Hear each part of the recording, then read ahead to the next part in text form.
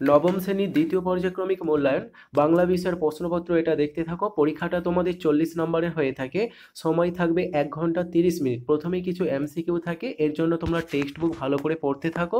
যেসব অধ্যায়গুলো পরীক্ষা হবে লক্ষ্য করো, এই প্রশ্নপত্রে যেসব 3 ও 5 নম্বরের প্রশ্নগুলো আছে এই প্রশ্নের উত্তরগুলো খুব ভালো করে তৈরি করে নেবে।